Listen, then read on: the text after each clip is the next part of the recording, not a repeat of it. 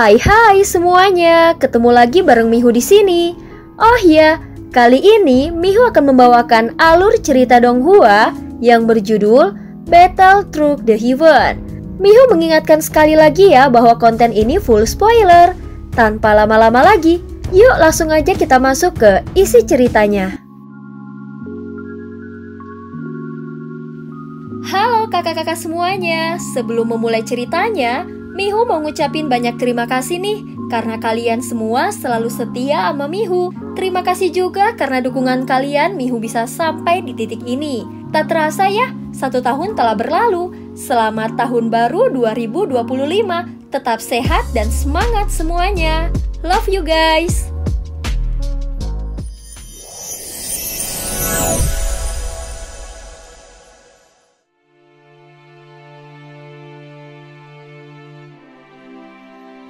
Melanjutkan dari kisah sebelumnya.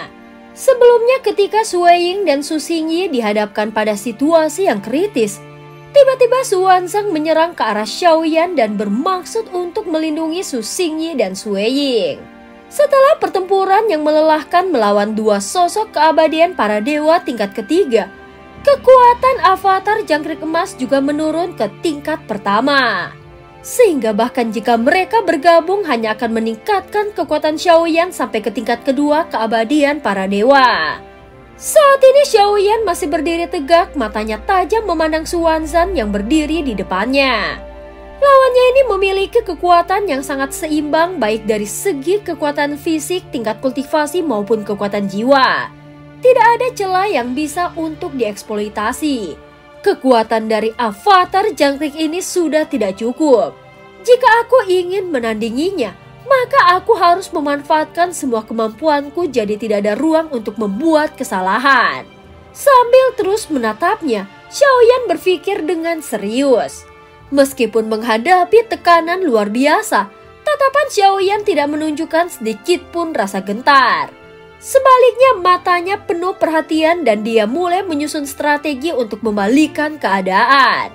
Jika aku bisa membunuhnya dan membiarkan avatar jangkrik emas ini menyerap semua kekuatannya, meskipun aku tidak akan mendapatkan semua kekuatannya, namun itu sudah cukup untuk mencegah ancaman apapun setelah semua ini selesai.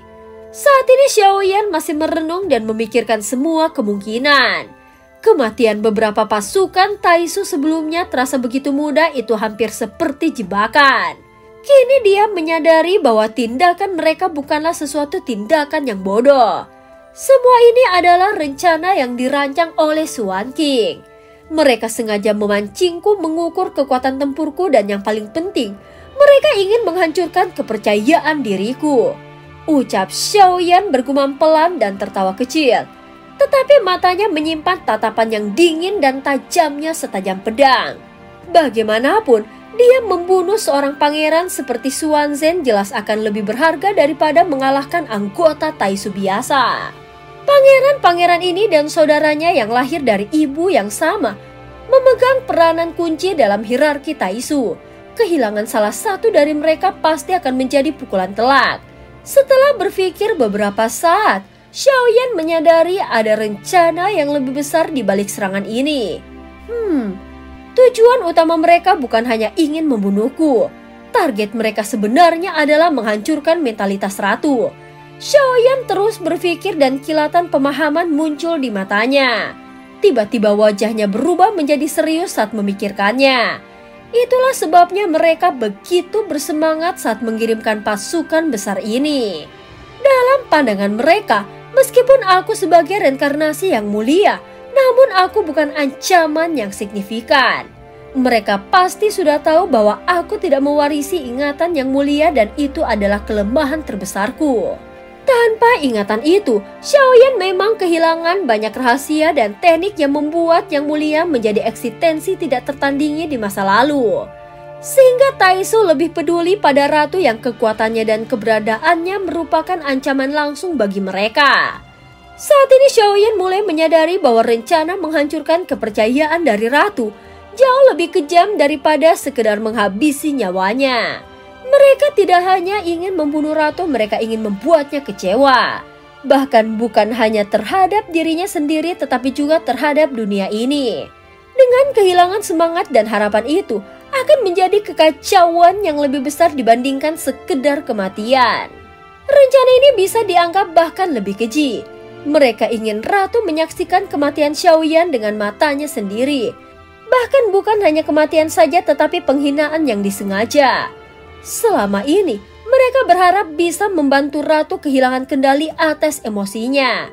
Ketika itu terjadi, maka rencana mereka akan berjalan sukses, namun sikap 300 selama ini membuat Xuan King mulai meragukan rencananya. Senyum penuh percaya diri yang selalu menghiasi wajah Xuan King kini memudar berganti dengan ekspresi yang lebih serius. Xiaoyan bisa membunuh beberapa anggota Taisu. Itu masih masuk akal, tetapi membuat Su Xingyi dan Sui Ying memohon belas kasihan itu sulit dipercaya. Bagaimana mungkin seseorang dengan kekuatan tingkat pertama keabadian para dewa bisa mencapai itu? Xuan King bergumam pelan dan terus mengamati Xiaoyan lebih seksama. Apakah dia menggunakan teknik avatar menyerap energi? Jika iya, maka kekuatannya seberapa jauh lebih besar dari yang terlihat. Setelah terdiam beberapa saat, Xuan King dan Su Xingyi melanjutkan analisanya jantung api jantung guntur. Dia memiliki banyak kekuatan primordial di dalamnya. Iya, tetapi yang menarik adalah api dengan sikap yang paling bertentangan seharusnya tidak bisa stabil dalam 1 tahun. Jika warna api ini mungkin berasal dari jantung api yang berbeda, Xuan King langsung menghela nafas berat dan menahan keanggunannya. Meskipun dia reinkarnasi yang mulia, namun kemampuan untuk menyeimbangkan begitu banyak energi primordial di dunia sungguh sangat mengesankan. Jika suatu hari dia kehilangan kendali atas kekuatan itu, maka tubuhnya akan hancur berkeping-keping. Sambil berbicara, Xuan King menatap Ratu dengan dingin mencoba melihat reaksinya.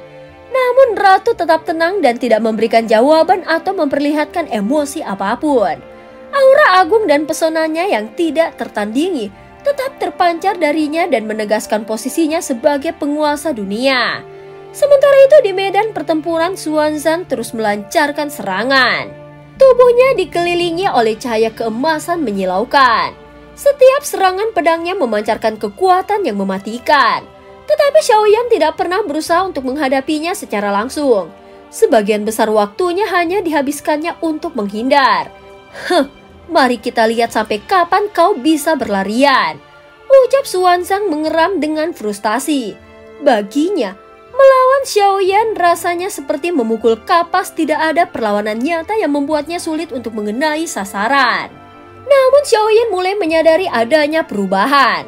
Kecepatannya terus meningkat dan ruang di sekitarnya ini terbatas. Cepat atau lambat, aku tidak akan bisa menghindar lagi. Kekuatanku saat ini masih belum cukup. Jika aku ingin menang, aku harus mempertemukan segalanya dan menggunakan 3 transformasi hewan dan iblis. Xiaoyan segera mengepalkan tangannya dan mengambil keputusan di dalam hatinya. Dengan tekad yang membara, Xiaoyan bersiap mengarahkan teknik andalannya. Teknik yang hanya bisa digunakan dalam situasi paling mendesak. Xiaoyan segera mengalihkan fokus pikirannya, memusatkan energi pada teknik yang diperolehnya dari kehendak dewa abadi dan iblis. Teknik ini bisa meningkatkan kekuatan domainnya dalam waktu singkat dan menjadi sebuah harapan di tengah tekanan yang semakin berat. Menghadapi Xuanzang yang menyerang seperti naga buas mengamuk, Xiaoyan tidak memiliki pilihan lain selain bertarung, sehingga mundur bukanlah sesuatu opsi terbaik. Energi di dalam tubuh Xiaoyan mulai bergerak tanpa henti menyatu dengan kekuatan primordialnya serta darah dan avatar jangkrik emas yang menjadi bagian dari kekuatannya dengan tekad membara. Aura Xiaoyan seketika meningkat pesat sehingga menciptakan tekanan besar di sekelilingnya. Batasanku tidak lama lagi. Sambil terus bergerak, Xiaoyan berpikir di dalam hatinya meskipun sulit untuk memastikan level kekuatannya. Namun energi dahsyat yang terpancar dari tubuhnya sudah cukup untuk membuat siapapun merasakan kengerian. Dalam pertarungan tingkat keabadian para dewa, segalanya terlihat tenang di permukaan, tetapi setiap gerakan mengandung kekuatan dan aturan yang sangat mendalam. Xuanzang yang mencapai tingkat ketiga keabadian para dewa dan 9 inti memiliki penguasaan aturan yang hampir sempurna. Namun Xiaoyan tidak kalah kuat. Selain bantuan dari avatar jangkrik emas yang menutupi kesalahannya dalam penguasaan kekuatan jantung api miliknya, juga memberikan tambahan luar biasa dalam penguasaan aturan. Pada dasarnya, Xiaoyan telah menguasai salah satu aturan terkuat, yaitu elemen api.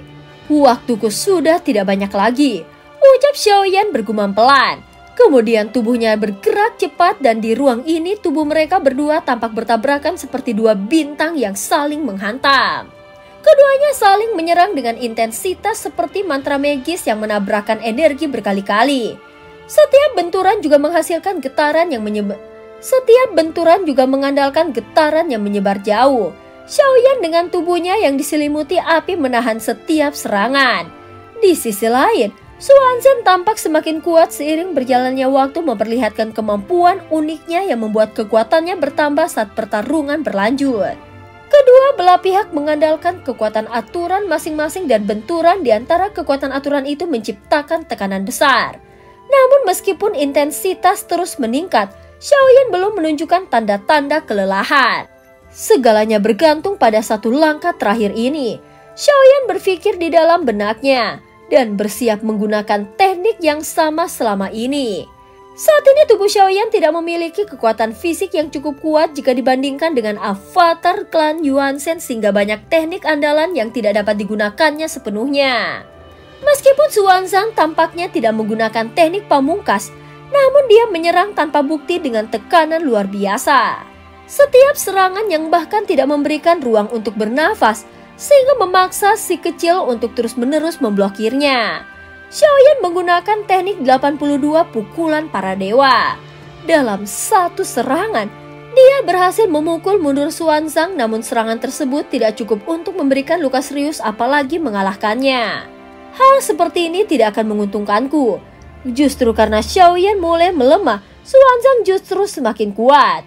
Ketika Xuanzang melancarkan serangan dingin, kekuatannya seperti naga yang menderu menghantam Xiaoyan. Api yang kau gunakan memang kuat, tetapi aturan pertempuranku juga jauh lebih unggul. Xuanzang langsung berteriak dengan terkejut. Matilah. Saat ini pertarungan terus berlanjut dan Xiaoyan darah segar di sudut bibirnya terlihat mulai kehilangan kekuatan. Tinjunya yang dilambangkan sebagai melemah dan bisa semakin terang terpukul. Saat berikutnya, Xuanzang melancarkan tendangan keras yang menghantam dada Xiaoyan sehingga Xiaoyan terhempas disertai dengan darah segar yang menyembur dari mulutnya. Tubuhnya kemudian terpental jauh ke belakang. Perbedaan kekuatan di antara kita terlalu besar. Xiaoyan bergumam pelan dan ekspresi wajahnya semakin suram dan Xuanzang semakin kuat seiring terus bertarung. Adapun peraturannya sepertinya menegaskan bahwa musuhnya akan dikalahkan hingga tidak tersisa jika tidak segera dihentikan. Pada saat ini Xiaoyan tidak mau menyerah begitu saja. Dengan ketegasan di matanya, dia berteriak dengan penuh tekad. Lautan api yang mematikan tiba-tiba muncul membakar segala sesuatu di sekitarnya. Api yang luar biasa ini tidak hanya untuk menyerang tetapi juga mempercepat pemulihan kekuatan Xiaoyan. Di bagian kanan dadanya, inti kekuatan mulai berputar dengan kecepatan luar biasa.